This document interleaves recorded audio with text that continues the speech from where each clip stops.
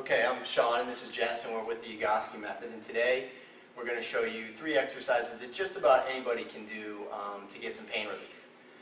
They're not really that quick. They will take a little bit of time, but I can promise you you'll get some lasting relief if you actually take the time to do them.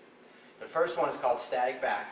So what you're going to do is just find a chair. This block is the height of a standard chair. Just going to throw your legs up in it and lie on the floor.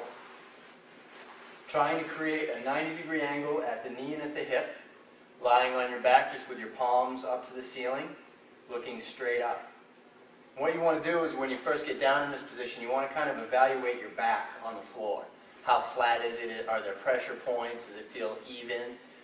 Typically what you'll feel is there'll be some space, either under the small of your back or maybe even a little bit higher.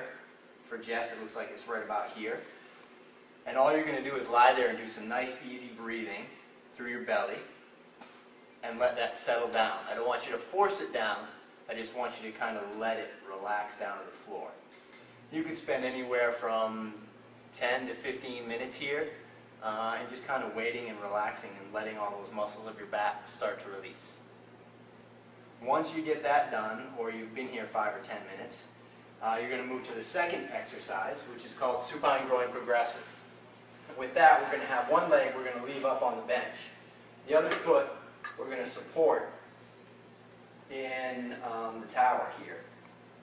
If you don't have a tower, which you probably don't, you can use a staircase. There are ways you can makeshift this at home.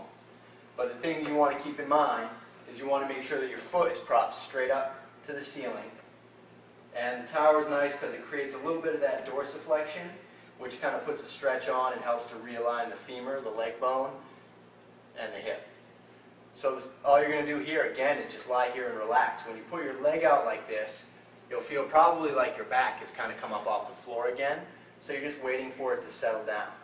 The other thing you want to test while you're here, you want to try to contract the thigh muscle. You're just going to contract and release, contract and release. Now what you want to happen is you want to feel that muscle contraction nice and high in your thigh and like it's strong and easy to contract. Typically what you'll feel when you first get in the position is that's more down in your knee, and you may even get some compensation from the hamstring and the glute. You know, no matter how hard you try, you just can't seem to isolate the thigh. Those muscles kind of jump in and help. After you've laid here for 5 or 6 minutes, you'll feel that all kind of settles down and you're able to isolate. Once that happens, you're going to lower your foot down. And when you do, everything will go kind of back to the way it was. Again, you just wait here for a few minutes. Wait till that thigh contraction gets high and the back gets flat. You're going to work your way all the way down the floor like that, and you're going to do both legs. You want to make sure you do both legs, and you're probably going to be spending at least 5 minutes on each level. And here we've got 6 levels. At home with a step ladder, you might only have 3 or 4. And our third exercise is called Airbench. Okay, this last exercise is called Airbench. What you want to do is find a nice flat wall, walk your feet out about 18 inches to 2 feet, slide your hips down the wall so that your thighs are parallel to the ground and your ankles are right underneath your knees. So you actually want to bring your feet back towards the wall, right there. So you have a 90-degree angle at the knee.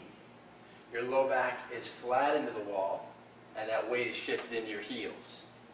Real important that that weight stay back in your heels. Once you get to the point where you can't leave the weight in your heels, it's time to come up.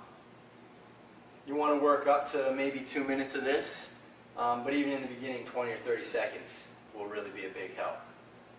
And that's 3 exercises for pain relief.